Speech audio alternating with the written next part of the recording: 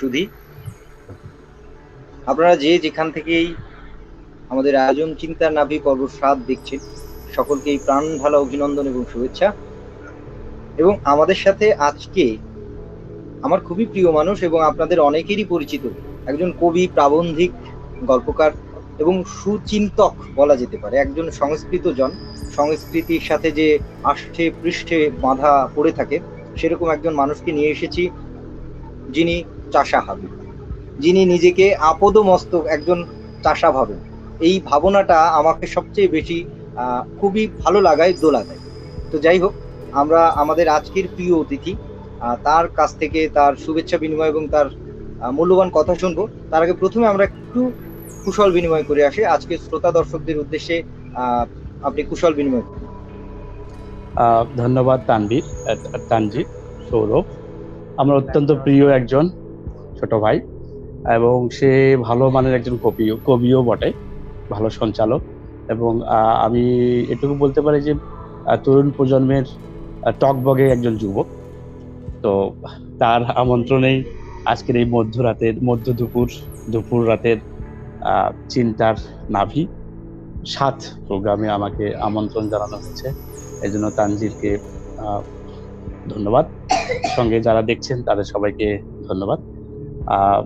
আসলেই এটা একটা সৌভাগ্যের বিষয় যে কবি এবং সাধারণত কবিদেরকে নিয়ে সেভাবে কেউ ডাকে না, একান্তই কবিদেরকে নিয়ে কথা বলা হয় না, হয়তোবা অন্য কোনো অনুষ্ঠানে বিভিন্ন আঙ্গিকে কবিদেরকে আনা হয়। এখানে সৌরভ একদম ব্যতিক্রম, সে কবিদেরকে নিয়ে, তার নামটাই চমৎকার, চিন্তার নাভি। এবং আমি আজকে এই নামটা সূত্র ধরে একটা ছোট্ট একটা কবিতাও আমি আমার পেজে পোস্ট করেছি, হয়তোবা সময় হলে সেটা পড়ে শোনাবো। সৌরভ। আচ্ছা, যাই হোক, আমরা কুশল বিনিময় পর্বটা সেরে আসলাম। আমরা প্রথমেই কবির একদম শুরুর জীবনে চলে যেতে চাই, একদম কৈশোর থেকে শুরু করব। 1 ঘন্টায় যদিও একটা মানুষের সম্পূর্ণটা তুলে ধরা সম্ভব নয়, তবে আমরা সারাংশটা তুলে আনবার চেষ্টা করব আজকের আমাদের চিন্তার নাভি চাষা হাবিব। তো তার নাভিমূলকে উদ্ধার করার দায়িত্ব নিয়েছি, জানি না কতদূর পারবো, তবে তার সবকিছু সারাংশ তুলে আনার চেষ্টা করব। আপনার শৈশবে একটু চলে যেতে চাই, আপনার শৈশবের ছোট করে স্মৃতিচারণটা আমরা শুনতে চাই। আসলে আমার জন্ম, বেড়ে ওঠা দুটোই একবারে গ্রামে, বলা যায় যে প্রান্তিক পর্যায় থেকেই আমি এসেছি। সেই জন্যই হয়তোবা চাষা নামটা আমার নামের আগে যুক্ত হওয়ার পিছনে এটাও একটা কারণ। সেই শৈশবটা ছিল একেবারেই দুরন্তপনা, গ্রামে মুক্ত পরিবেশে বড় হয়েছি। বলা যায় যে সত্যিকার অর্থেই গ্রামের ছেলেমেয়েরা যেভাবে বড় হয় সেই ন্যাংটা কাল থেকেই বলতে পারি। এরপরেই এসএসসি পাশ করেই লেখাপড়ার তাগিদে চট্টগ্রামে আসা। তাই এক কথায় বলতে পারি যে শৈশবটা সত্যি দুরন্তপনায় কেটেছে। একেবারেই একদম মাটির সঙ্গেই, মাটির ঘ্রাণেই বড় হয়েছে। বলা যেতে পারে যে মাটির পুত্রই এই অবস্থা থেকে এসেছি। তাই আমি সবাইকে বলি, অনেকেই আমাকে প্রশ্ন করে যে আপনি নামটা চাষা এসেছে কেন? যদিও চাষা একটা শ্লেষাত্মক শব্দ এবং সাধারণত খুব নেতিবাচক অর্থেই ব্যবহার করা হয়, এবং ভদ্রলোকেরা অন্য কাউকে কটাক্ষ করতে বা বকা দিতে এই শব্দটা ব্যবহার করে, চাষা কোথাকার, গেঁয়ো কোথাকার, এই অর্থে চাষা শব্দটা ব্যবহার হয়, এবং মধ্যযুগের সাহিত্যের মধ্যেও আমরা এই চাষার প্রয়োগ দেখেছি। তো যাই হোক, কৈশোরটা যদি বলি, শৈশব কৈশোর দুটো সময় গ্রামেই কেটেছে, গ্রামের মাটিতেই বড় হয়েছি। অনেকটা বুঝতে শিখেছি শহরে আসার পর। সৌরভ।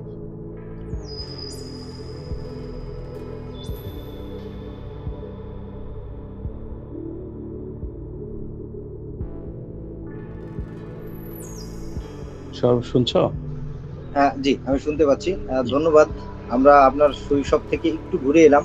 আলোকপাত আসলে কবিদের শৈশব বোধহয় একটু দুরন্তপনায় কাটে এরকম একটা ব্যাপার। যাই হোক, সেই সময়টা দুরন্তপনায় ছিল। জি, দুরন্তপনায় ছিল। যাই হোক, আমি হচ্ছে ফাঁকে কিছু টেকনিক্যাল বিষয় থাকে, এজন্য মাঝে মাঝে একটু ক্যামেরাটা অফ করে কাজগুলো একাই সামলাতে হয়তো। এটা শ্রোতা দর্শক এবং আমার যে আজকের অতিথি, আমার প্রিয় মানুষ চাষা ভাই, চাষা হাবিব ভাই, সেও ক্ষমা সুন্দর দৃষ্টিতে দেখবে। তো যাই হোক, আমরা তার শৈশব কৈশোর নিয়ে মোটামুটি একটা ধারণা পেলাম। আমরা এবার বোধহয় আর একটু সামনের দিকে যাই। যেহেতু কৈশোরে বা শৈশবে আছি, আপনার এই যে সাহিত্য প্রেম, কবিতা প্রেম বা সাহিত্য প্রেম কোনটা থেকে অনুপ্রাণিত প্রথমে হয়েছিলেন বা কিভাবে শুরু হয়েছিল, এটা যদি আমাদেরকে একটু জানাতেন।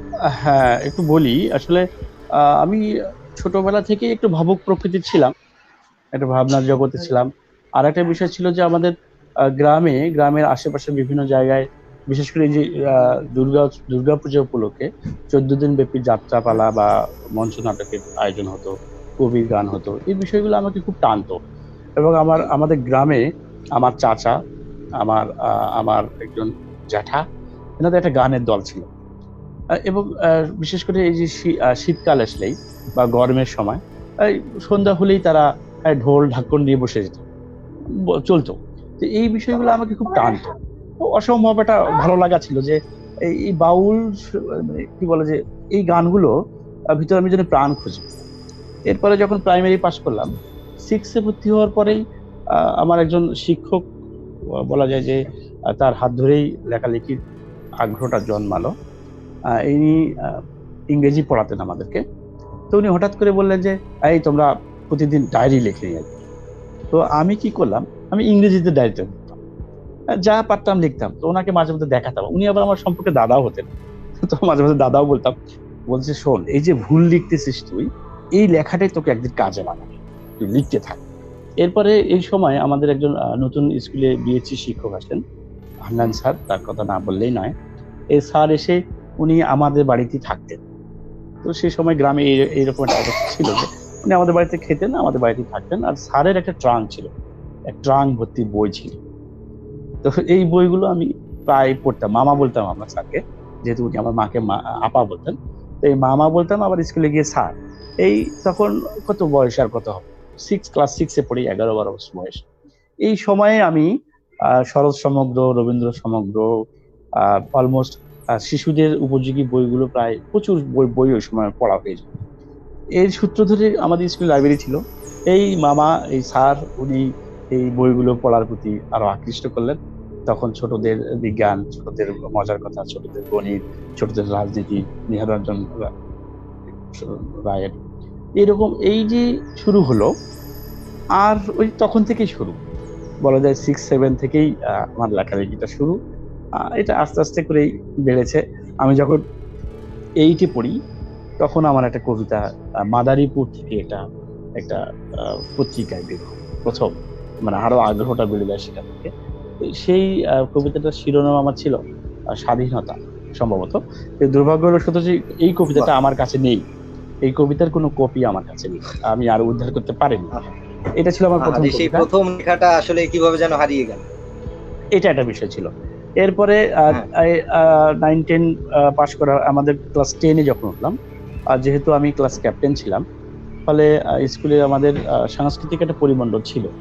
স্কুলে সাপ্তাহিক আমাদের বিচিত্রা অনুষ্ঠান, বৃহস্পতিবার করে বিচিত্রা অনুষ্ঠান, হাফ স্কুল শেষ হলে বিচিত্রা অনুষ্ঠানটা শুরু হতো। তখন এই বিচিত্রা অনুষ্ঠানটাতেই কিছু না কিছু করা হতোই। এবং আমার মনে আছে আমি তখন একটা মঞ্চ নাটক করলাম। মঞ্চ নাটকে স্কুলে প্রথম করা। এরপরে 6-এর শেষের দিকে বার্ষিক পরীক্ষা দিব, সেই সময় আমাদের ওই অঞ্চল, আমাদের এলাকাতে, আমাদের পাশে একটা বৃহত্তর হাট আছে, আটপুকুর হাট বলা হয়। পরবর্তীতে আমি আটপুকুর হাট গবেষণা নিয়ে কাজ করেছি। যাই হোক, এই আটপুকুর হাটে আমাদের এই শীতকালে, শীত উৎসবকে মাথায় রেখে, নবান্ন উৎসবকে মাথায় রেখে যাত্রাপালা হতো। তো একটা যাত্রাপালা হবে, তো সেখানে সমাজ নামে শরৎচন্দ্র চট্টোপাধ্যায়ের সমাজ যাত্রাপালাটা হবে। তো এখানে একটা ছোট ক্যারেক্টার, ছোট শিশুর একটা ক্যারেক্টার ছিল, এই 6-7-এ পড়ে এরকম একটা শিশু ক্যারেক্টার ছিল। তো ওরা কাউকে খুঁজে পাচ্ছিল না। ওই যাত্রা দলের আবার যিনি মাস্টার ছিলেন, তিনি আবার আমার সম্পর্কে ভাই হচ্ছেন। উনি হঠাৎ করে আমাকে বলতেছে, হাবিব তুমি কি এই কাজটা করতে পারবা, করবা আমাদের সাথে?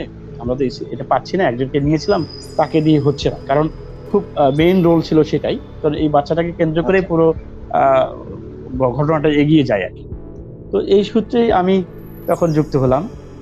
মজা, আমার খুব একটা ইন্টারেস্টিং একটা বিষয়, জীবনের প্রথম মঞ্চে ওটা। 1-2 নম্বর হচ্ছে আমাদের সাথে যে নারী চরিত্রগুলো যারা ছিল, তারা সবাই প্রফেশনাল অভিনেত্রী ছিল, তাদেরকে হায়ার করে আনা হয়েছিল। এই প্রফেশনাল অভিনেত্রীদের সাথে অভিনয় করব, বিষয়টা মানে সত্যি অন্যরকম ছিল। আর আমি যে অভিনয় করছি এটা কেউ জানতো না, এটা একটু হ্যাঁ, হ্যাঁ, সিক্রেট, এটা প্রথম সিক্রেট রাখানো। প্রথম যে একটা শঙ্কা বা একটা ভীতি কাজ করে সেটা আর কি হ্যাঁ, ছিল সেই সময়। এটা ছিল। আর একটা ছিল যে কাউকে বলা হয়নি, এটা অনেকটা টপ সিক্রেটের ব্যাপারের মতো ছিল। এবং মজার হুম, ব্যাপার, ওই দিনেই আবার আমাদের বার্ষিক পরীক্ষা চলছে। তো পরের দিন সকালে আচ্ছা, পরীক্ষা। আচ্ছা। তা আমি বললাম যে ভাই, তোর আবার পরীক্ষা নিয়ে চিন্তা কিসের, তুই পাবি, চিন্তা করার দরকার নেই। তো আমি বললাম তাহলে আমি কখন যাব? তুই তাহলে 10টা পর্যন্ত পড়ে 10টার পর আগে, কারণ আমাদের অনুষ্ঠান শুরু হতে হতে 11টা, 11:30 হবে, রাতেই সাধারণত হতো আর কি।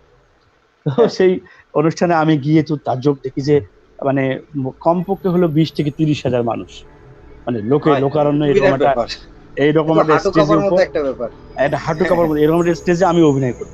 তো যাই হোক, আমাকে হ্যাঁ। সাজানো হলো, মেকআপ দেওয়া হলো।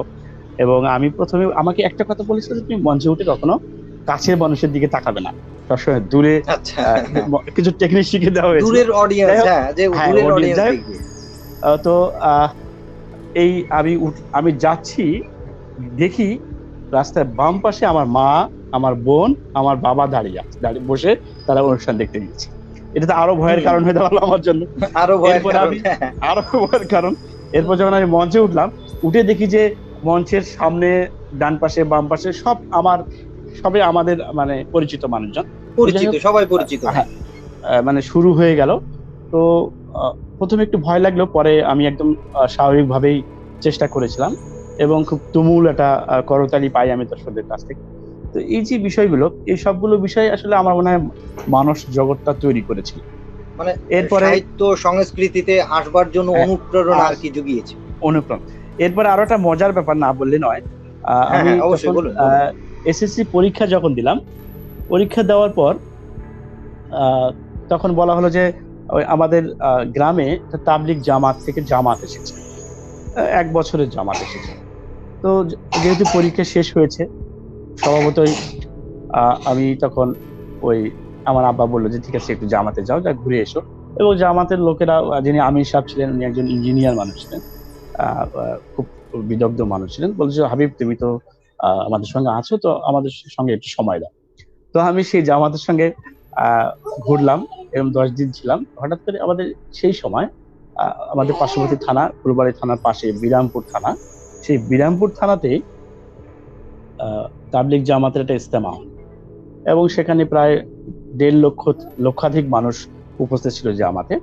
তো এই জামাতে গিয়ে আমাকে সেই জামাতে, সেই ইসলামী জলসার মজলিসে আমাকে একদম জব্বা পরিয়ে আমার সেই হুজুর আমাকে মঞ্চে তুলে দেন, বলেন যে হাবিব তুমি এখানে এটা আজকে ইসলামী বয়ান করো। তো এই একটা ভীতি কাজ করতো যে আমি কি করব না করব। তো আমি সেখানে উঠে, যে সেই তাবলিগ জামাতের 6 নম্বর যেটাকে বলা হয়, এই 6 নম্বরটা আমি আধা ঘন্টার একটা চমৎকার বক্তব্য দেওয়ার চেষ্টা করেছিলাম। এবং পরে দেখলাম যে একজন আমাদের আমাদের সাউথ আফ্রিকা থেকে একটা জামাতের একজন ভদ্রলোক, বড় মানুষ, একজন হুম, হুজুর, উনি এসে আমাকে জড়িয়ে ধরলেন। জড়িয়ে ধরে তো আমাকে একদম আচ্ছা, গালে মুখে চুমু খেয়ে, আমাকে কিন্তু জুব্বা পরানো হয়েছে মাথায়, মানে আমি টোটালি একটু মাওলানা হয়েছে আর কি। তো আচ্ছা, আচ্ছা। এই আমার জীবনে এই ঘটনাটাও, আমার যে এই কথা বলার যে বিষয়টা, মানে কথা বলতে পারা, শেখার যে জায়গাটা, এখানেও একটা তৈরি হয়েছিল। এই যে ভীতি কেটে গেল, এরপর আর মানে আর এরপরে কোনো, থামার দরকার প্রয়োজন পড়েনি, আর মানে আর আর প্রয়োজন পড়েনি। এই দুটো ঘটনা আমার জীবনে, প্রতিবন্ধকতা আর হয়নি। হ্যাঁ, এই দুটো বিষয় আমার জীবনে মানে মোড় ঘুরিয়ে দিয়েছিল। এরপরে আচ্ছা, সেই অনুষ্ঠানটা করে আসার পর হুজুর আমাকে নিয়ে বাড়িতে আসলেন। আসার পর আমাদের গ্রামের যে মসজিদ ছিল, সেই পুরাতন মসজিদে, তখন হুজুর বললো যে আজকে মসজিদে তুমি খুতবা দিবা। আচ্ছা, আচ্ছা, তা আচ্ছা। এটা এটা আমার জন্য আরো চ্যালেঞ্জিং ছিল। ওটা ছিল বাইরের মানুষ, হ্যাঁ, হ্যাঁ, এখানে তো সব নিজের মানুষ। তো নিজের আমি মানুষ। ভুল হইলেই সেখানে মানে পাড়া শুদ্ধ লোক সব বলবে যে মানে তুই এটা পারিসনি, এটা করিসনি, এটা লজ্জাজনক এটা, ব্যাপার। আর আমি তো তখন সদ্য এসএসসি পরীক্ষা দিয়েছি, ছোট মানুষ, খুব বেশি বড় মানুষ না। জি, জি, কিশোর, যাই হোক, তখন কিশোর। কিশোর, যাই হোক, সেই গ্রামের মসজিদে আমাকে এই খুতবা দিতে হলো। জীবনে প্রথম খুতবা দিলাম আমি, তাও প্রায় 45 আচ্ছা, মিনিট। এবং এই খুতবা ওরে দিতে বাবা! গিয়ে হ্যাঁ, 45 মিনিটের বিভিন্ন বক্তব্য, বিভিন্ন বিষয় আমাকে উপস্থাপন করতে হয়েছিল। এবং এই 3টা ঘটনা এবং স্কুলের বিষয়গুলো, এই 4টে বিষয় আমাকে আমার জীবনের যে চিন্তার জগৎটাকে ঘুরিয়ে দিয়েছিল। বলা যেতে পারে যে আহ, বা ভাবনার শিল্প বা সাহিত্যের প্রতি আগ্রহী আরো বেশি বা ভাবনার জায়গাটা তৈরি করেছিল। তৈরি করেছিল। এরপরে আমি যখন চট্টগ্রামে চলে গেলাম, চট্টগ্রামে ইন্টারমিডিয়েট চট্টগ্রামে করেছি, গ্রাজুয়েশন করেছি, আচ্ছা। মাস্টার্স করেছি আমার চট্টগ্রাম। তো সেখানে আচ্ছা। গিয়ে আমি আমার সেই কলেজে বিখ্যাত ফেরদৌসী আলিম আরা লেখিকাকে পেলাম। উনি আমাদের বাংলা ক্লাস আচ্ছা। করেন। তো উনি এত চমৎকার ভাবে কথা বলতেন, এবং শঙ্কর সওজাল তখন ওখানে উনি চাকরি করতেন, পরে ঢাকায় চলে এসেছিলেন, এনাকেও আমি আচ্ছা। পেয়েছিলাম। মানে এই দুজন মানুষের আরো ক্লাস আমাকে আরো বেশি অনুপ্রাণিত করে। এবং চমৎকার একটা বিষয় ছিল। এরপরে আরেকজনকে পেয়েছিলাম, গত হয়েছেন আমার সেই মিস্ট্রেস, উনি আহ, আমাদের জাতীয় অধ্যাপক নুরুল হক স্যারের, ডাক্তার নুরুল হক স্যারের মেয়ে ছিলেন। উনিও চমৎকার আচ্ছা। ভাবে, উনি একজন লেখক ছিলেন, লেখিকা ছিলেন, এবং চট্টগ্রামে খুব তখনকার স্বনামধন্য লেখিকা ছিলেন। যে 4-5 জন আচ্ছা। লেখিকা ছিলেন, তার মধ্যে এনারা 2-3 জন ছিলেন। এই 2-3 জনকে আমি আমার সামনে শিক্ষক হিসেবে পেয়েছি। এরপরে আচ্ছা। আব্দুল্লাহ আবু সাইদ স্যারকে পেলাম, আর শিক্ষক হিসেবে বাহ! পাইনি। তবে আমি বিশ্ব সাহিত্য কেন্দ্রের সঙ্গে পথ যখন যুক্ত হয়ে যাই, প্রদর্শক হিসাবে পেয়েছি। তখন ওনাকে আমি আমার পথ প্রদর্শক হিসেবে পেলাম, এবং ওনার অনেকগুলো লেকচার পেয়েছি আমি। এরপরে আচ্ছা, আচ্ছা। আমার আর একজন স্যারের কথা না বললেই নয়, আমাদের স্কুলের স্যার আবুল বাশার স্যার। এই বাশার স্যার ছিলেন যে বিশেষ করে বই পড়ার প্রতি যে আগ্রহ সৃষ্টির যে বিষয়টা, হান্নান স্যার এবং বাশার স্যারই আমার মধ্যে তৈরি করে দিয়েছিলেন। এই বাশার স্যার ছিলেন একদম গ্রামের একজন শিক্ষক, কিন্তু উনি সেই সময় দেখতাম যে উনি বিবিসি রেডিও, তখন তো টেলিভিশন ছিল না, তখন হুম, টেলিভিশন এইভাবে এই অর্থে গ্রামে আসেন। আমাদের পুরো ইউনিয়নের হুম, মধ্যে একটা টেলিভিশন ছিল। আমার মনে হুম, আছে 86 সালে বিশ্বকাপ দেখতে গিয়েছিলাম গ্রাম থেকে অনেক দূরে, তখন আমি 8-9 বছরের শিশু। এরপরে 90-এর বিশ্বকাপটা ভালোভাবে দেখেছি। এই হুম। 90 সালের পরে আমাদের গ্রামে টেলিভিশন আছে। যাই হোক, এই আচ্ছা, সময়টাতে আমি আচ্ছা। স্যারকে দেখতাম যে উনি BBC radio, voice of America, hmm. ডয়েস all, এই চ্যানেলগুলো উনি রেগুলার শুনতেন, এবং এসে আমাদের ক্লাসে উনি এই এই ইন্সপিরেশন মূলক বক্তব্যগুলো দিতেন। ফলে এই বাহ! বই পড়া এবং স্পিচ জানার গুলো প্রতি যে দিতেন। আগ্রহ, হুম, এক্স্যাক্টলি, এবং এই যে জানার তো প্রতি যে আগ্রহ তৈরি হলো এই বাসার স্যারের হাত দিয়ে। এরপরে এই যে বিভিন্ন, আচ্ছা, আচ্ছা। মানে আমার একটা সৌভাগ্য মানে এই বলা যায়, কারণ বিভিন্ন খুব সংযোগ যে হচ্ছে বিভিন্ন তত্ত্বীয় পারফর্মিং কথা বলার ব্যাপার এবং নতুন, নতুন যে এই যে কি বলে জ্ঞানের সাগরদের সাথে দেখা হচ্ছে বা জ্ঞানী এটাই। মানুষদের সাথে দেখা হচ্ছে। এই যে ছোঁয়া খাওয়া মেলামেশার যে ওই যে বলে না একটা কথা আছে যে স্বর্গদোষে লোহা ভাসে, সঙ্গদোষে। সেটাই সেটাই। তো সঙ্গর সেটাই উপরে অনেকটা ডিপেন্ড করে। যাই হোক এই স্মৃতিচারণ আমরা বিষয়। অনেকক্ষণ শুনলাম। আমরা এখন আছি একটু না বললে নয় ১৭ মিনিট ৪১ সেকেন্ডে আপনাকে স্মরণ করিয়ে দেওয়ার জন্য। আমাদের কিন্তু অনেক বিষয় বাকি রয়েছে। আমরা স্মৃতি জি। বোধহয় আজকে এই পর্যন্ত শুনি। আমরা এবার একটু তত্ত্বীয় বিষয়ে যাই। কারণ আপনার কাছ থেকে আজকে বা অনেক কিছু একটু জানতে চাই বা জানাতে চাই। বা আপনাকে দিয়ে বলাতে চাই। যেটাই বলেন। ঠিক আচ্ছা। আছে? বাংলা সাহিত্যের বাংলা সাহিত্য সংস্কৃতির বাঁকবদল বা বাঁকবদল এই যে বিষয়টা এটাকে আপনি কিভাবে দেখেন? আমাদের সাথে একটু শেয়ার করুন। এটা চমৎকার একটা বিষয়। আসলে এই জায়গাটা এত ব্যাপক যে অল্প কথায় বলাও মুশকিল। তবে এ প্রসঙ্গে একটা কথা না বললেই নয় যে আমার যখন প্রথম কাব্যগ্রন্থটা প্রকাশ হয়েছিল, তখন আমি ডক্টর মাহবুবুল হক স্যারের কাছে আমার এই বইটা দিয়েছিলাম। মাহবুবুল হক স্যার, আনিসুজ্জামান স্যার, এনাদের আশীর্বাদ আমি পেয়েছি। তো আমার কাছে যেটা মনে হয় যে বাংলা সাহিত্যের যদি ইতিহাসের দিকে আমরা একটু অল্প করে পিছন ফিরে তাকাই, তাহলে দুটো জিনিস খুব গুরুত্বপূর্ণ ঘটনা ঘটেছিল। একটা হলো 1206 সালে, যখন এই বাংলাদেশে ইসলাম ধর্ম মুসলমানদের যখন আগমন করতো। এই 1206 সালের আগ পর্যন্ত আমাদের সাহিত্যের যে স্রোতধারা একরকম ছিল, এরপরে এসে আমাদের সাহিত্যের স্রোতধারাটা চেঞ্জ হয়ে যায়। একটু পিছন ফিরে না তাকালে নয়, যে আমরা যদি দেখি যে আহ খ্রিস্টপূর্ব 600 সালে দিকে আমাদের গৌতম বুদ্ধ বৌদ্ধ ধর্ম আমাদের এই অঞ্চলে প্রভাব বিস্তার করে, এবং আমার দীর্ঘদিন প্রায় 600-700 বছর বৌদ্ধ আমরা, বাংলার মানুষরা বলা যায় যে বৌদ্ধই ছিলাম আমরা। তো এই সময়ের যে সাহিত্য, সেই সাহিত্যের যে আহ, মূলত ত্রিপিটক সংস্কৃত থেকে একটা পার্ট, যে ত্রিপিটক আসলো, এবং পরবর্তীতে ত্রিপিটক থেকেই আমাদের যে আমরা যদি দেখি যে চর্যাপদ 800 সালের দিকে যে আবিষ্কার, চর্যাপদের যে চর্যাগুলো লেখা হলো, তাহলে মূলত দেখা যায় যে আমাদের সংস্কৃত সাহিত্য থেকে হাঁটি হাঁটি পা পা করে বাংলা সাহিত্যের যে বিকাশ ঘটছে, সেটা পিছন ফিরে তাকাতে গেলে আসলে ইউরোপিয়ান ভাষা পর্যন্ত যেতে হয়। তো আমি ওইদিকে যাচ্ছি না। এই 800 সালের পর এসে 800 থেকে 1000 এই সময়টা এসে আমাদের যে আধুনিক আমাদের যে বাংলা ভাষা বা বাংলা সাহিত্যের যে বিষয়টা সেটার সূত্রপাত ঘটে। এরপর যখন মুসলমানরা আসলেন, মুসলমানদের সঙ্গে আহ ফার্সি, আরবি বিভিন্ন ভাষার সঙ্গে সংমিশ্রণ ঘটলো এবং তখন আমাদের সাথে যে বহির্বিশ্বের সাহিত্যের যোগসূত্র ঘটে। এবং এই যদি বাংলা সাহিত্যকে আমরা মোটামুটি 3টা যুগে ভাগ করেছি, প্রাচীন যুগ, মধ্যযুগ এবং আধুনিক যুগ। এই মধ্যযুগে এসে আহ বিশেষ করে 1400 সালের 1400 মানে 15 শতকের যেটাকে বলি আমরা, 1400 সালের পর এসে বাংলা সাহিত্যের একটা আমূল পরিবর্তন ঘটে।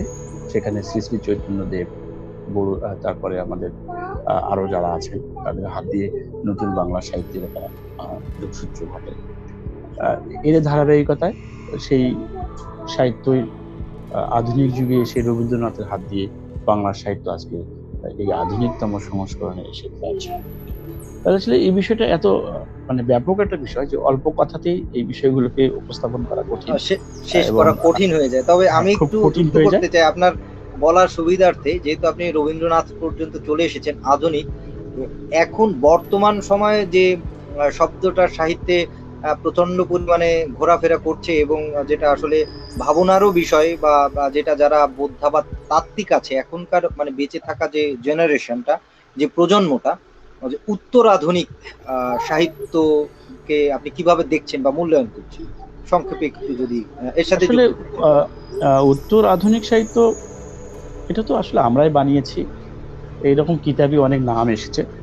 যুগের চাহিদার প্রেক্ষাপটে মানুষ পরিবর্তন হয়েছে, সময় পরিবর্তন হয়েছে, প্রযুক্তি এসেছে, মানুষের চিন্তার জগৎ চেঞ্জ হয়েছে। যেমনটা আমি বললাম যে প্রত্যেকটা শতাব্দীর শেষেই আমাদের সাহিত্য বাঁক ঘুরেছে। যেমন রবীন্দ্রনাথ আসার পর সাহিত্যের যে নবজাগরণ শুরু হলো, সেটার ধারাবাহিকতায় আজকে সাহিত্য একটা পর্যায়ে এসেছে এবং যেটাকে আমরা উত্তর আধুনিক সাহিত্য বলছি। আসলে এই সাহিত্য নিয়ে এক ধরনের কি বলে যে মিথস্ক্রিয়া আছে, কেউ পক্ষে কেউ বিপক্ষে বলছেন। এটা একটা জিনিস যেমন ছোট্ট একটু যুক্ত করি আপনার কথার ফাঁকে একটু, সেটা হচ্ছে যে কবিতার কথাই বলি, উত্তর আধুনিক কবিতা বলতে যে বিষয়গুলো চলে আসে, যে একটা শব্দ দ্বিতীয়বার ব্যবহার করা যাবে না, আকারে ছোট হবার বিষয় বা বিমূর্ত বা অ্যাবস্ট্রাক্ট যে বিষয়টা এটা বেশি থাকতে হবে, ঠিক আছে, এই বিষয়গুলো কি আসলে প্রাসঙ্গিক না অপ্রাসঙ্গিক, আপনার কি মনে হয়? আমার মনে হয় এগুলো অপ্রাসঙ্গিক। লেখক লিখবে মনের তাগিদ থেকে। লালন লিখে গিয়েছে, বলে গিয়েছে, তার গানগুলো তো সে সময় কেউ লেখেনি, কিন্তু তার ভাষা, মুখে মুখে ঘুরে ফিরেছে তার গান। হ্যাঁ, শ্রুতি মাধুরতা আজও টিকে আছে এবং আগামী আরো হাজার হাজার বছর টিকে থাকবে। বিষয়টা হচ্ছে মোদ্দা বিষয় তত্ত্ব বা উপাত্ত থাকতে হবে তার ভিতরে। হ্যাঁ, মূল বিষয়টা এটাই যে আমি তো লিখছি, আমার লেখার প্রাঞ্জলতা কতখানি, প্রাসঙ্গিকতা কতখানি এবং শ্রুতি মধুরতা কতখানি, এই বিষয়গুলোকে যুক্ত হয়ে আসলে সাহিত্য তৈরি হয়। এখন ইচ্ছা করেই আমি কঠিন করে লিখছি মানে এটা কি? দরকার তো নেই। কারণ আমার তো পাঠক আছে, পাঠক যদি নিজেই না বোঝে, এখানে হ্যাঁ দুটোই বিষয় হতে পারে যে যারা লেখে তারা তো আসলে কাউকে টার্গেট করে লেখে না। কবিরা বা সাহিত্যিক তো নিজের মনের তাগিদ, প্রাণের আনন্দে লেখে, মনের আনন্দে লেখে। যেমন দেখেন, যখন আমাদের জীবনানন্দ দাশ কবিতা লেখা শুরু করলো, একদল বলা শুরু করলো এলে কি লিখছে, লেখি কবিতা। যারা বিরোধিতা করেছিল তারা আজকে বিলুপ্ত হয়ে গিয়েছে, আর তার কবিতা সমমহিমায় বাংলা ভাষায় আজকে আরো বেশি উজ্জ্বলতর হয়ে প্রস্ফুটিত হচ্ছে, এমনকি রবীন্দ্রনাথের সাহিত্য নিয়ে এরকম ছিল, নাকসিরকানি ভাব ছিল। সেই রবীন্দ্রনাথ নোবেল পুরস্কার পেলে না, যারা বিরুদ্ধাচারণ করেছিল তারা আজকে হারিয়ে গিয়েছে বাংলা সাহিত্য।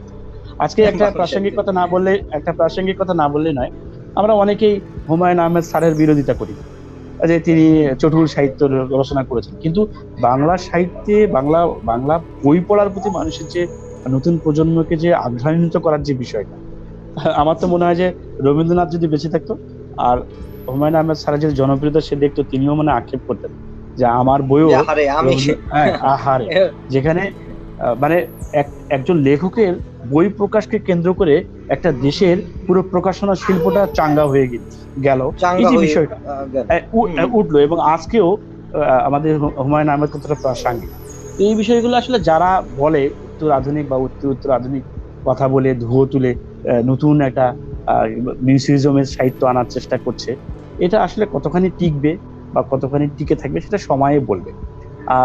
আমাদের বাংলাদেশের যেহেতু এই মানুষের যে হুম, আমাদের বলুন। বাংলাদেশের মানুষের যে চারিত্রিক যে কাঠামো, এখানে আসলে সহজ সরল বিষয়গুলোই টিকে থাকে। এই জন্য আমার মনে হ্যাঁ, হয় যে এটা আহ প্রাঞ্জল হ্যাঁ, ব্যাপারটা। এখন এর ভিতরে প্রাঞ্জল। যে বিষয়টা আসে, শিল্পকে মানে আসলে ভাগ করা ঠিক না। তারপরেও তত্ত্বীয় বিষয় পড়তে গেলে বা জানতে গেলে আমরা যেটা দেখি, যেমন দুটো কথা না বললেই নয়। বৈশ্বিকভাবে বোধহয় এটার প্রচলন আছে আমার জানা মতে আরকি, যে শিল্পকে দুটো ভাগে বিভক্ত করা হয়, মানে প্রধানত যে uh life for art for life and art for art.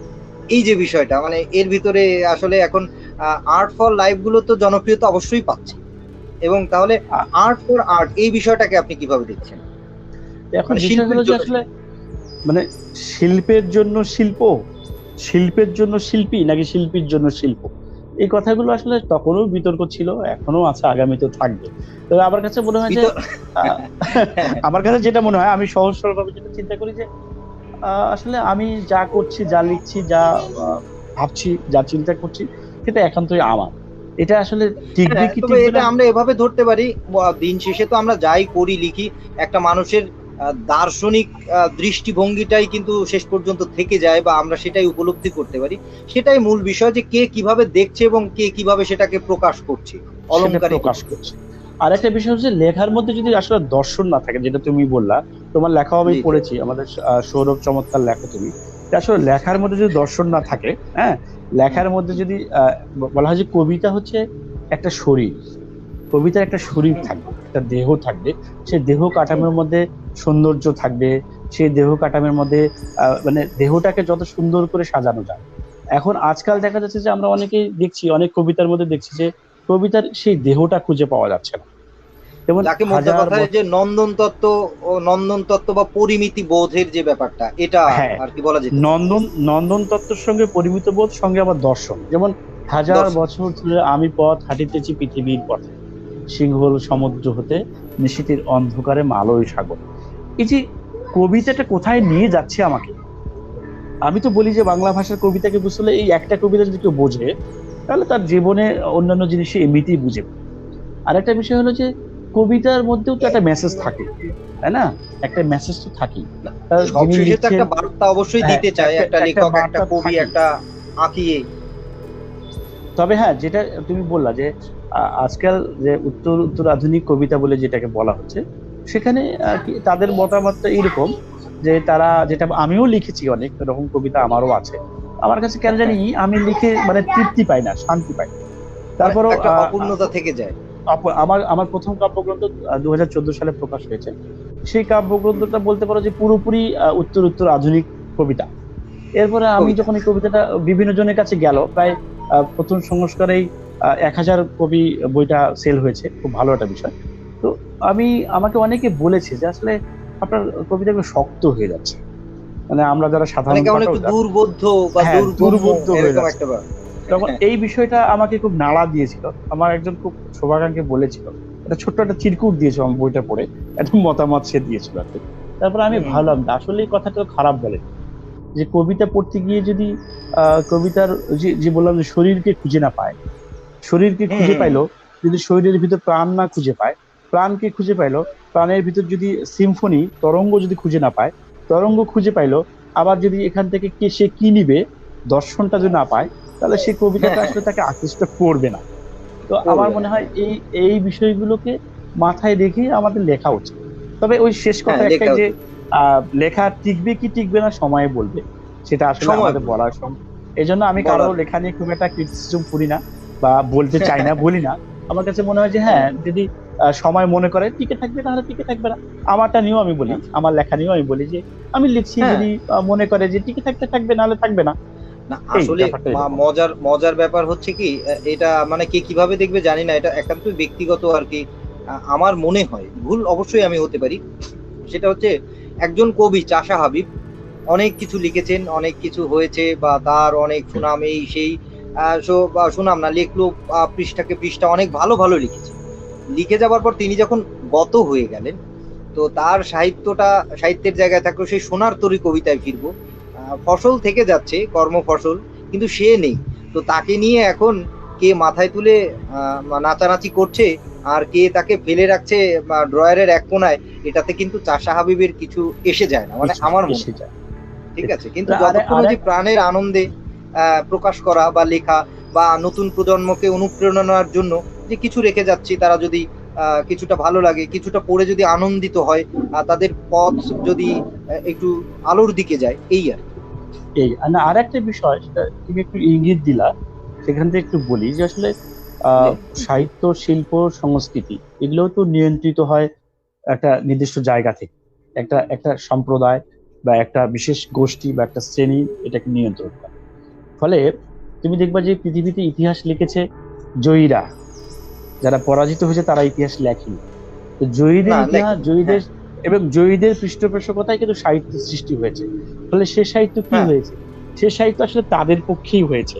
ফলে পক্ষেই হয়েছে। আমাদের না, আমাদের বাংলা ভাষায় যদি আমরা এর দেখি সাথে যে আসলে বিষয়টা, আগের যারা কবি এবং শিল্পী ছিল, মানে আপনাকে স্মরণ করিয়ে দিচ্ছি, যদিও জানেন, তাদের কিন্তু রাজাদেরই বা রাজা মহারাজা নবাব জমিদার এরাই পৃষ্ঠপোষক করতো।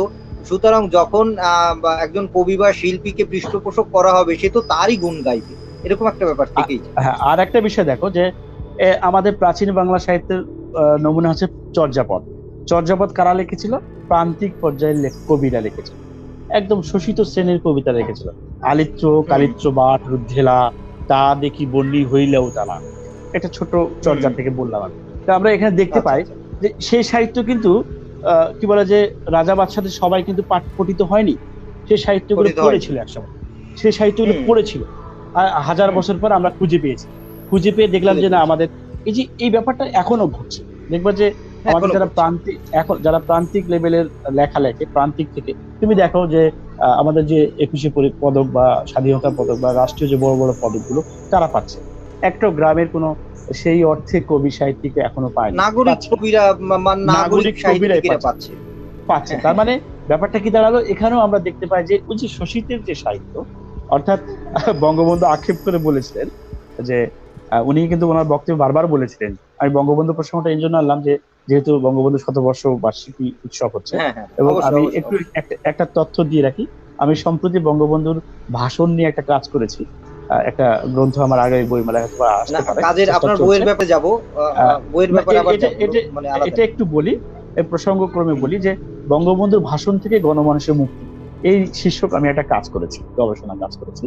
তো সেখানে দেখলাম যে উনি বারবার বলেছেন যে আমি শোষিতের গণতন্ত্র চাই, আমি শোষিতের গণতন্ত্র এদেশে কার্যকর করতে চাই।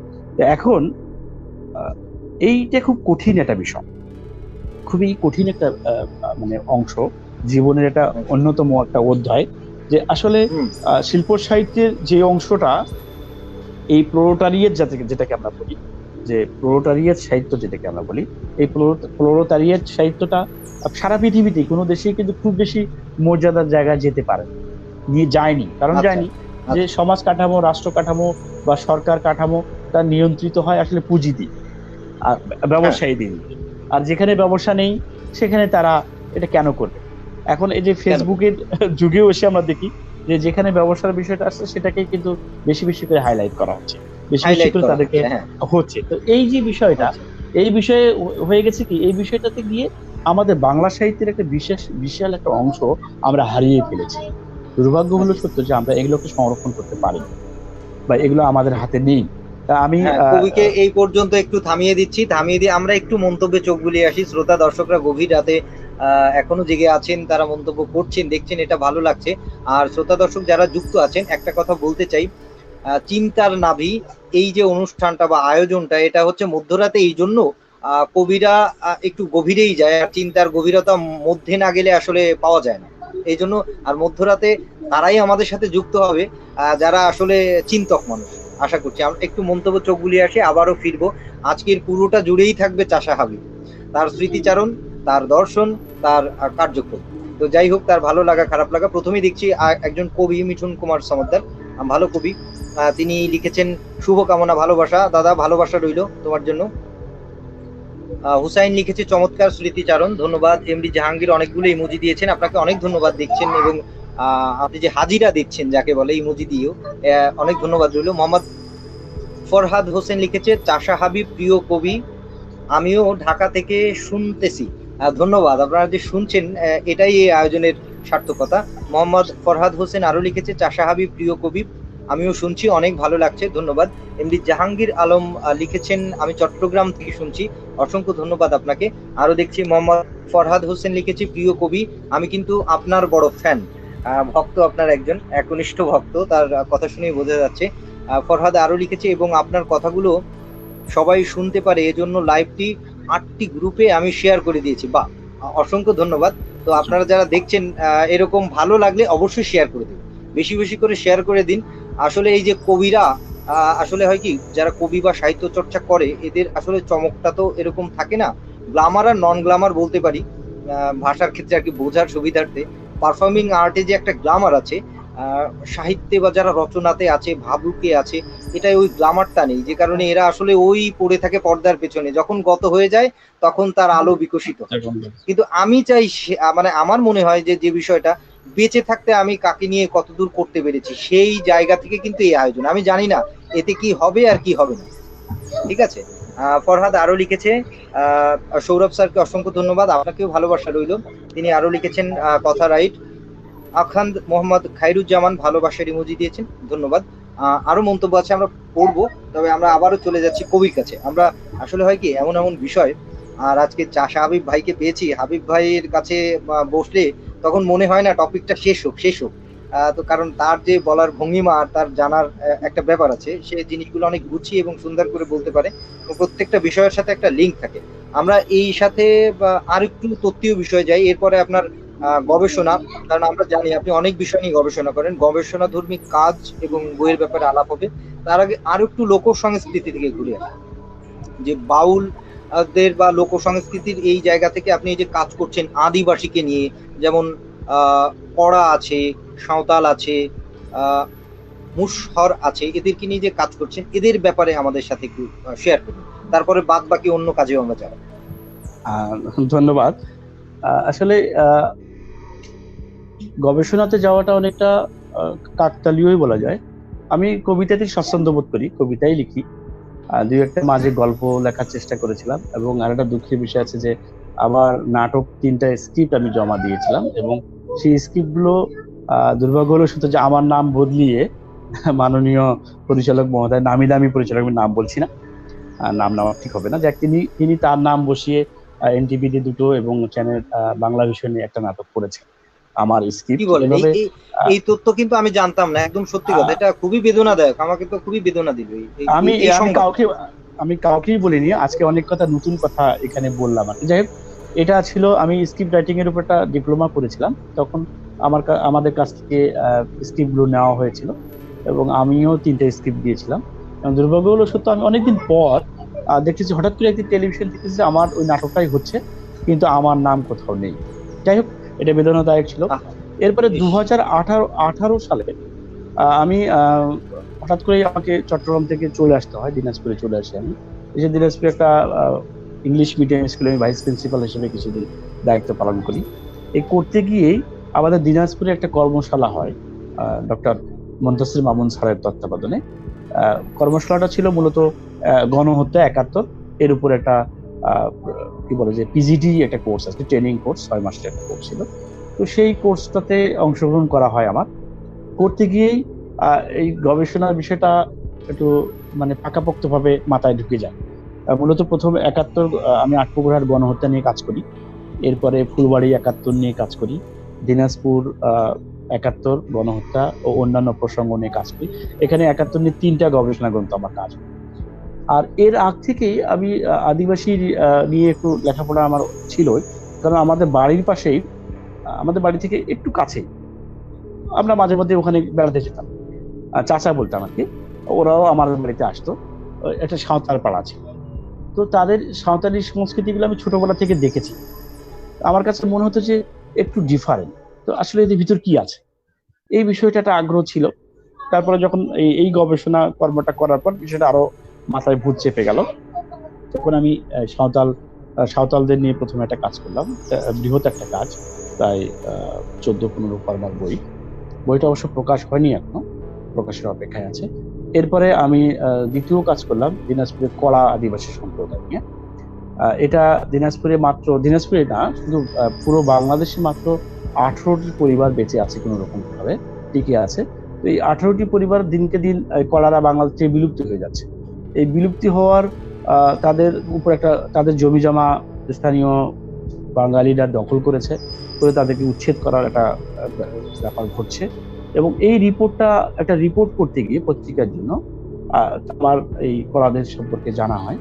তখন ভাবলাম যে এই কলাদের নিয়ে পরিপূর্ণ কাজটা আমার করা উচিত। এই কলাদের নিয়েও কাজটা শেষ হয়েছে, এটাও প্রকাশের অপেক্ষায়, হয়তো বা খুব শীঘ্রই প্রকাশ হবে। আর 71 নিয়ে যে কাজগুলো করেছে এগুলো বাংলাদেশ মিনিস্ট্রি অফ কালচারকে দেওয়া হয়েছে, তারাই নিজেরাই প্রকাশ করতে, সরকার প্রকাশ করতে।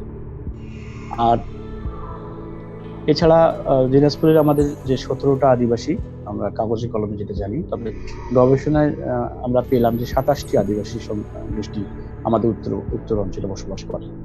এই 27টি গোষ্ঠীর মধ্যে ছোট ছোট, যেমন মশহুরের কথা বললাম, সাঁওতাল আছে, কলা আছে, কোচ আছে, কলিয়া আছে, এরকম কি বলে যে গুঞ্জা নামে একটা ছোট্ট আদিবাসী গোষ্ঠী আছে। এদেরকে নিয়ে কাজ করছি। যে আমার কাছে মনে হয়েছে এই আদিবাসী গোষ্ঠী আমাদের বাঙালি সংস্কৃতির একটা বৈচিত্র্যময় অংশ, সেই অংশগুলোকে আমাদের তুলে আনা দরকার, আর আমাদের স্বার্থে এদেরকে বাঁচিয়ে রাখা দরকার, টিকিয়ে রাখা দরকার, সেই একটা ধারণা থেকে এই কাজটা করা। আর একটা বিষয় হচ্ছে যে যেহেতু আমি দিনাজপুরের সন্তান, দিনাজপুর সাথে নিয়ে আমি একটু যুক্ত করি, সেটা হচ্ছে এই সাথে আপনি যেহেতু গবেষণাধর্মী কাজেই আমরা আছি, আপনার গণহত্যার কাজগুলো একটু ডিটেইলে বলবেন। তার আগে সময়টা একটু স্মরণ করে নিই, আমরা 41 মিনিট 33 সেকেন্ড পার করছি। আচ্ছা, আমি বেশি সময় নিব না, অল্প কথাই বলি। যে আবার মূলত 71কে নিয়ে আমরা যেটুকু জানি, সেই ইতিহাসগুলো আসলে সম্পূর্ণ নয়। যেমন আমাদের 30 লক্ষ শহীদের কথা বলা হয়, আসলে এইগুলো নিয়ে খুব বেশি চুলচেরা বিশ্লেষণ হয়নি, গবেষণা হয়নি। তো ডক্টর মুনতাসির মামুন স্যারের তত্ত্বাবধানে যখন ইতিহাস সম্মেলনী, এই তারপরে খুলনার গণহত্যা জাদুঘর, এই সব মিলিয়ে একটা প্রকল্প নেওয়া হয় যে আমাদের মুক্তিযুদ্ধের পুরো বিষয়গুলোকে, বিশেষ করে গণহত্যা, নির্যাতন, এই বিষয়গুলোকে তুলে আনা। তো এগুলো তুলে আনতে গিয়ে আমরা দেখছি যে আমরা এখনো পর্যন্ত যে তথ্য আমাদের কাছে এসেছে, তাতে আমাদের 71-এ যে শহীদের সংখ্যাটা 40 লাখ ক্রস করেছে। এবং এটা আদৌ কতটি গিয়ে ঠেকবে আমরা জানি না। আমরা এতদিন ধরে ভুল জেনে এসেছি যে 30 লক্ষ শহীদ, 3 লক্ষ মা বোন। এই 3 লক্ষর জায়গাটা সেটা 7 থেকে 10 লক্ষের কাছাকাছি যেতে পারে। এবং আমাদের যে ধর্ষিতা মা বোনের কথা বলা হয়, বীরঙ্গনা, সেই সংখ্যাটাও বেশ বিশাল একটা সংখ্যা। যেমন দিনাজপুরে আমরা আগে জানতাম মাত্র 12টা গণহত্যা ছিল, সেখানে দিনাজপুরে আমরা গণহত্যার স্পট পেয়েছি 70টা। আমরা হিসাব করে দেখেছি যে শুধু দিনাজপুরে 2.5 থেকে 3 লক্ষ মানুষকে হত্যা করা হয়েছে। তো এই যে 71 নিয়ে আমাদের আসলে সেভাবে গবেষণা হয়নি, বিশেষ করে 75 পরবর্তী আমরা জানি যে আমাদের ইতিহাসগুলোকে অন্যভাবে উপস্থাপন করা হয়েছে।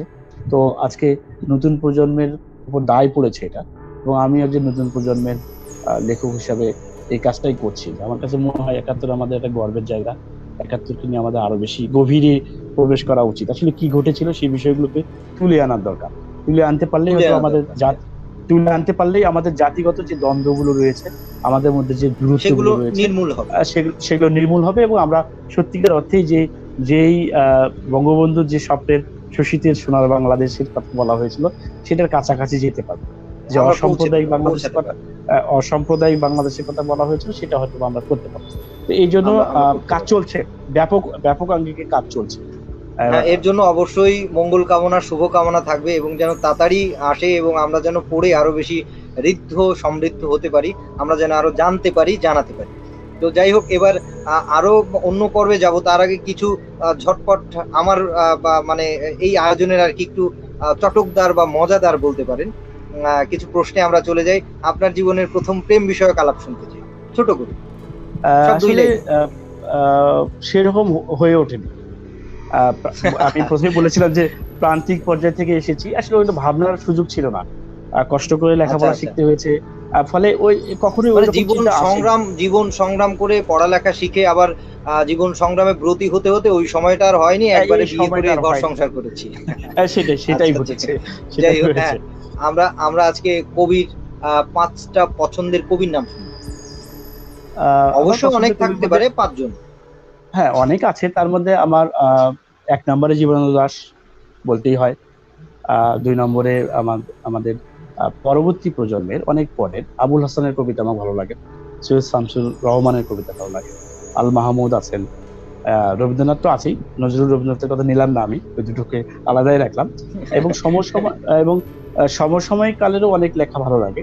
যেমন আমার একজন ফেসবুক বন্ধু রওশন রুবি, আহ, আচ্ছা, লক্ষ্মীপুরের, চমৎকার কবিতা লেখে। আমি তার কবিতায় মুগ্ধ, তার কবিতা আমি পড়ি। আরো কয়েকজন আছে, এবং আমাদের সৌরভের কবিতাও আমি পড়ি, তার কবিতাও আমার ভালো লাগে। আচ্ছা। সব না মিলিয়ে আমি আসলে যে মনের ভাব প্রকাশ করি, আমি আসলে কবিতা যে কখনো ভেবে এটা যে কবিতা হবে, আমিও যে মনে আসে চোখে যা দেখি তাই লিখি। এখন কি হবে না হবে সেটা পরের ব্যাপার, ওটা নিয়ে ভাবি না।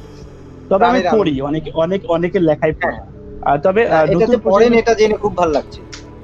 নতুন প্রজন্মে অনেকেই ভালো লিখছে, এবং এদেরকে যদি একটু সত্যিকার অর্থে অগ্রজরা যদি একটু গাইডলাইন দেয়, একটু যদি পরিচর্যা করে, পরিশীলিত রূপ দিতে পারে, ভালো ভালো কবি আমাদের বাংলাদেশে আগেও ছিল, পাবো, আমরা পাবো, আবার নতুন আগামীতেও পাবো। প্রজন্মে পাবো। যাই হোক, আমরা কবির 5টা পছন্দের খাবারের নাম জানতে চাই।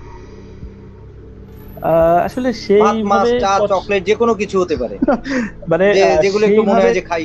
ভাবিকে বলেন যে রান্না করো আজকে, বা বাসায় এসে তুমি এটা আজকে রান্না করেছো, এই যে একটা বিষয়, আমার পছন্দের খাবার। তবে সেই অর্থে আমার একদম বাঙালিপনা যে খাবারগুলো, এগুলোই ভালো লাগে। আর ওই রকম পছন্দের খাবার নেই, কেজিনেস নেই।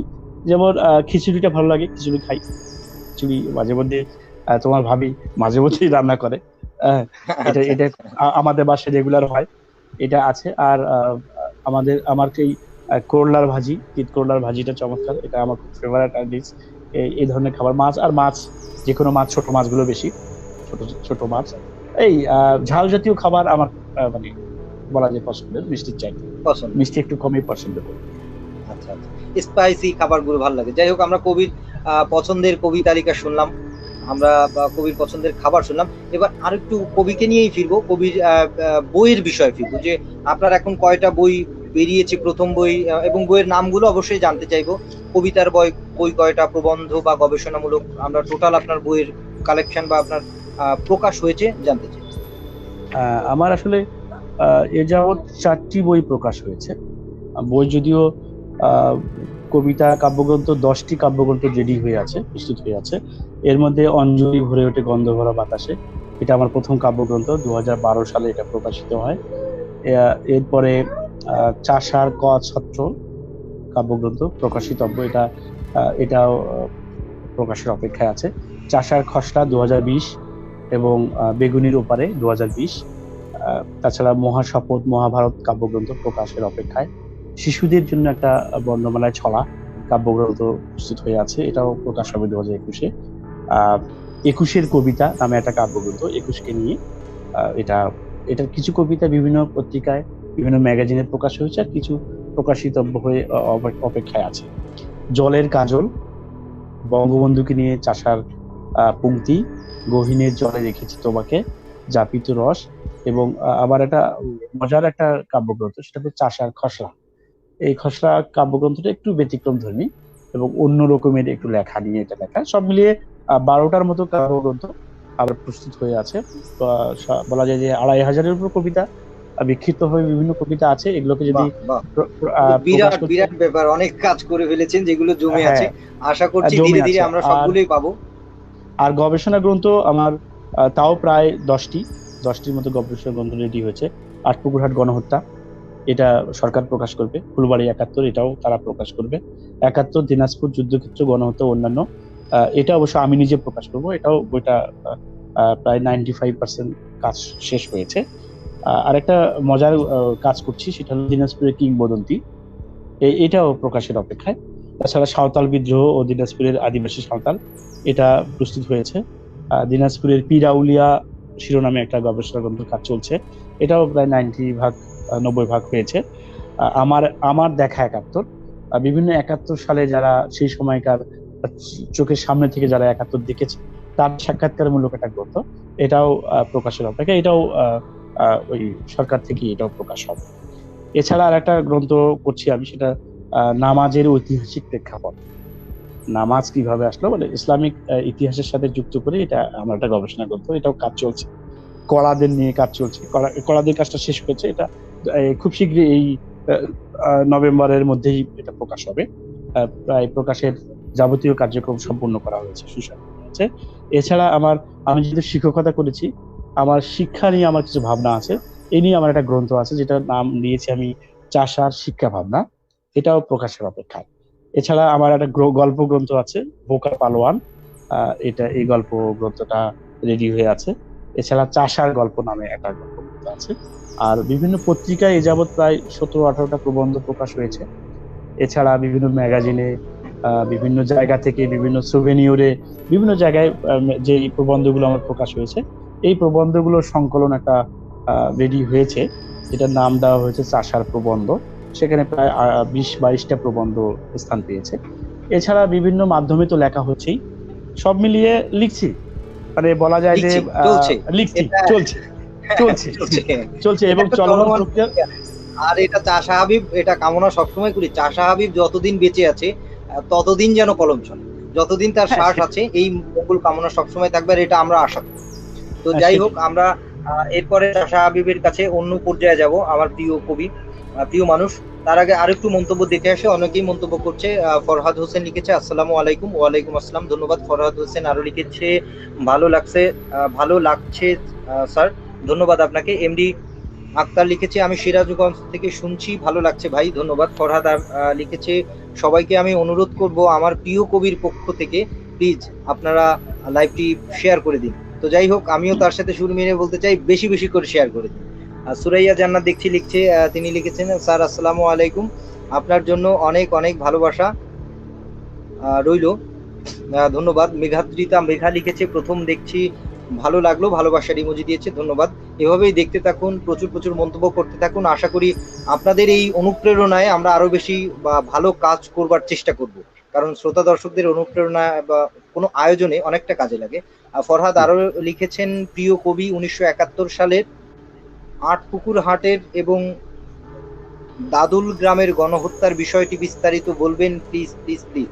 আচ্ছা, আমাদের অনুষ্ঠানের একদম শেষ পর্যায়ে আমরা কবিকে আরো একদিন আনবো, কারণ শ্রোতাদের যে চাহিদা, তাতে কবিকে একদিনে, আর আসলে হয় কি, চাষা হাবিবের চিন্তার নাভি একদিনে উদ্ধার করা সম্ভব না, এটা আমিও জানি, তবুও সাহস করে হাত দিয়েছি, দেখি কতদূর পারি। তো যাই হোক, আমরা এ পর্যায়ে একটু কবি কণ্ঠে কবিতা পাঠে চলে যাব। কবির নিজের লেখা একটা কবিতা শুনতে চাই আমরা। আসলে আমি অতটা ভালো পড়তে পারি না, মানে আবৃত্তি করতে পারি না, তো পড়ছি একটা কবিতা। আমি প্রথমেই বলে নিচ্ছি, আমি বলে নিয়েছি যে কবি কণ্ঠে কবিতা পাঠ, আবৃত্তি বলিনি। জি জি। এবং আমি আরেকটা কথা বলি যে আমাদের সৌরভ কিন্তু চমৎকার আবৃত্তিকার, এবং আমি যতটুকু জানি সে আবৃত্তির একজন প্রশিক্ষক। যাই হোক, যদি কোনো ভুল হয় আবৃত্তিতে, সেটা ক্ষমা সুন্দর দৃষ্টিতে দেখার জন্য বলছি। তো আমি একটা কবিতা পড়ছি, কবিতাটা আমি লিখেছিলাম গত 19 ফেব্রুয়ারি 2020-এ, 21-এর নাও কবিতাটার নাম। একটু পড়ি কবিতাটা। আর কতটা পথ পাড়ি দিলে জিরবে পাখির ডানা, আর কতটা পথ মুছে দিলে জেগে উঠবে রুগ্ন জরা, আর কতটা রক্ত শুকালে মুছে যাবে বেদনার খরা। হাজার বছর ধরে যে পথে নগ্ন পায়ে আমি পথিক চলেছি শিশির মারিয়ে, পত্রের মুকুলে জেগে ওঠা কিশলয়ে, সুরের ইন্দ্রধনু প্রাণের ব্যাকুল লয়ে, লাল নীল বেগুনির ওপারে রোজ রোজ খেলে আলোর সে দীপ্তি, দুপুরে রৌদ্রময় খরতাপে জ্বালাধারা কণ্ঠস্বরে ঘন সাদা মেঘে, বুকের ভিতরে বারুদ যন্ত্রণায় কতবার এ পথ এ প্রেম প্রেম খেলে, দেবকোটের কালো পাহাড় এ দেহে মিশে রক্তে আগুন জেলে, ভিতর গলে হৃদয়ে পড়া সে ধূপ সন্ধ্যায় এখনো পাখিরা জেগে থাকে, বারবার মুছে কপালের দাগ, বারবার ক্ষত শুকায় হৃদয়ে ঝড় তুলে, তোল পাড়ে বিষের বাসি ভাগে সব অরুণের দামে শিশির গায়ে মেখে, শিমুলের বিয়েতে যে রাঙা সকাল হয়েছিল মায়ের সাদা ছাড়া আঁচল, মুখের জবানে যে ভোর পড়িয়েছিল শিমুলের বসনে লালে লাল ছোপ, সেসবে আজ গাঢ় সবুজ প্রাণময় উষ্ণ ভোরে ভেজা নতুন লাল দো,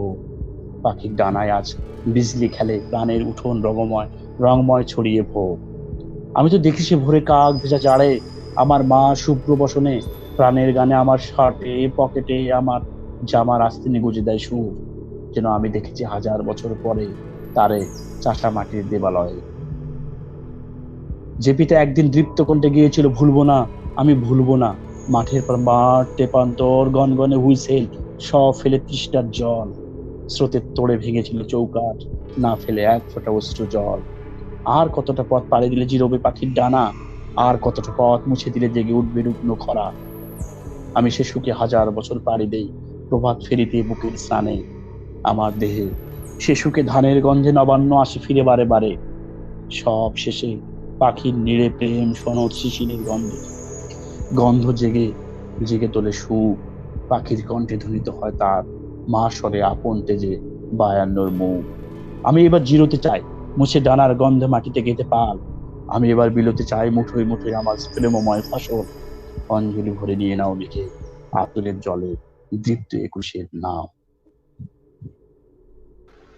বাহ বাহ, চমৎকার একটা কবিতা শুনলাম। কবি কণ্ঠে কবিতা শোনার অন্যরকম একটা মাদকতা আছে। এটা কে কিভাবে দেখে আমি জানি না, কারণ ওর ভিতরে যে আবেগ, যে অনুরণন থাকে, সেটা যাই হোক না কেন, ওটা একটা অন্যরকম। স্রষ্টা যখন তার সৃষ্টিকে বাজায় বা উচ্চারণ করে, তার ভিতরে একটা অন্যরকম অনুরণন থাকে। যাই হোক, আমাদের আরো অনেক অনেক অনেক বিষয় ছিল, যেগুলো সময় সংক্ষেপের কারণে করতেও পারছি না, কারণ তুলতেই ভয় পাচ্ছি, কারণ তুললে আরো 1 ঘন্টা চলে যাবে। তো যাই হোক, কবির কাছে এখন ছোট্ট আর একটা যে বিষয় চাওয়া, আমরা যে কবি থাকে, কবি কণ্ঠে একটা যে কোনো কবির পছন্দের গান শুনতে চাই। পছন্দের গান 2 লাইন, বেশি না।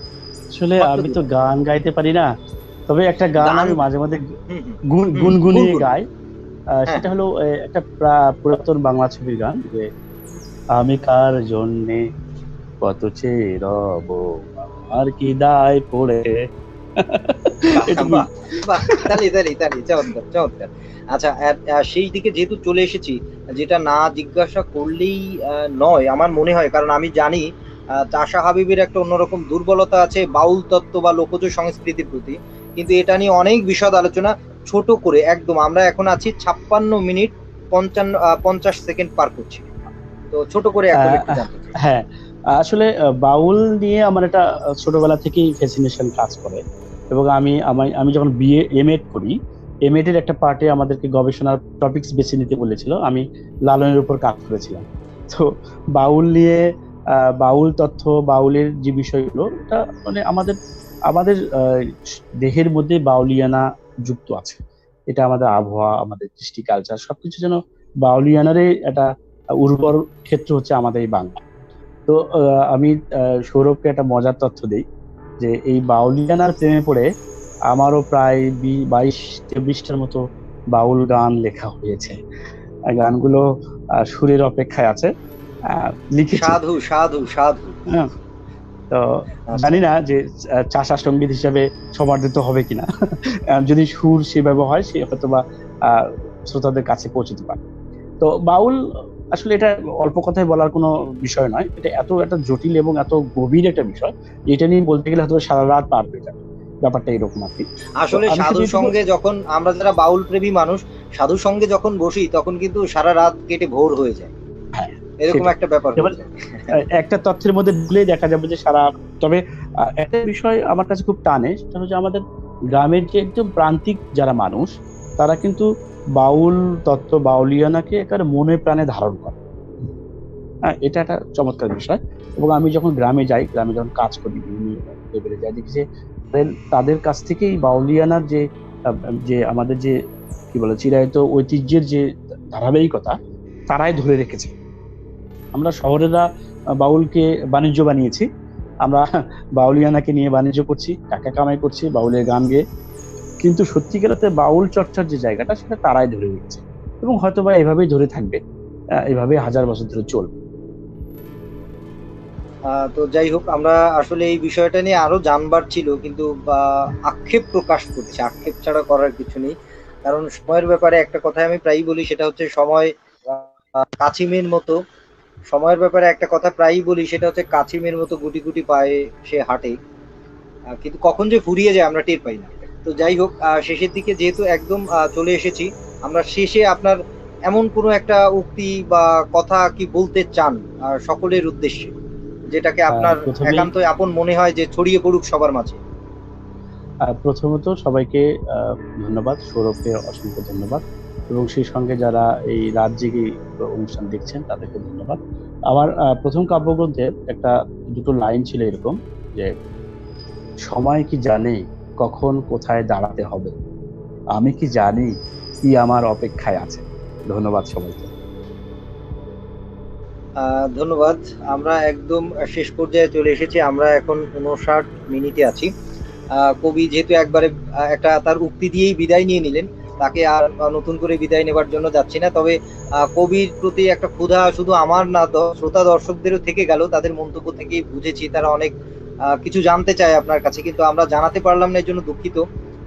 তবে এটা থাকবে যে আরো একদিন হুট করে কবির সাথে, যখন কবি তো খুব ব্যস্ত মানুষ, এর ভিতরে সময় পেলে কবিকে আরেকদিন ডেকে আরেকদিন জম্পেশ আড্ডা হবে। অবশ্যই, কারণ একদিনে, আমি আগেই অবশ্যই। বলেছি, একদিনে চাষা হাবিবের চিন্তার নাভে একদিনে উদ্ধার করা সম্ভব না। এটা দীর্ঘ সময়ের ব্যাপার। তবে আমরা পর্যায়ক্রমে করার চেষ্টা করব। তো যাই হোক, শ্রোতা দর্শক আপনারা যারা ছিলেন, সেই দিকে একটু মন্তব্য বোধহয় পড়া উচিত, কারণ তারা লিখেছেন, কারণ শ্রোতা দর্শকরা একটা অন্যরকম উৎসাহ বা প্রেরণার জায়গা।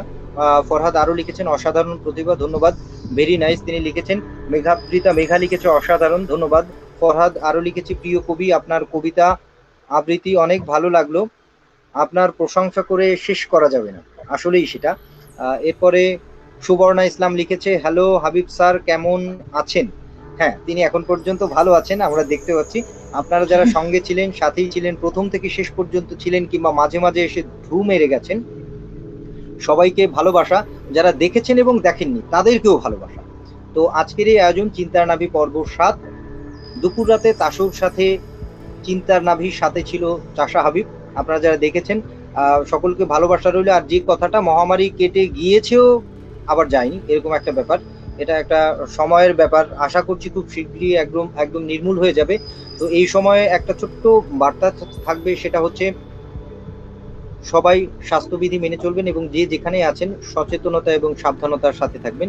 এই বলে আমাদের আজকের আয়োজন চিন্তার নাভি পর্ব ৭ এখানেই শেষ করছি। তার আগে ছোট্ট একটা বিজ্ঞাপন, আগামী শুক্রবার আরো একজন খুব ভালো কবি আসবেন এবং তার সাথে চিন্তার নাভি পর্ব ৮ অনুষ্ঠিত হবে এই একই সময়, শুক্রবার দিবাগত রাত ১২টা ১ মিনিটে। সেটার আমন্ত্রণ রইল। এই বলে আমাদের আজকের আয়োজন শেষ করছি। ভালো থাকবেন, সুস্থ থাকবেন, শুভরাত্রি। শুভরাত্রি।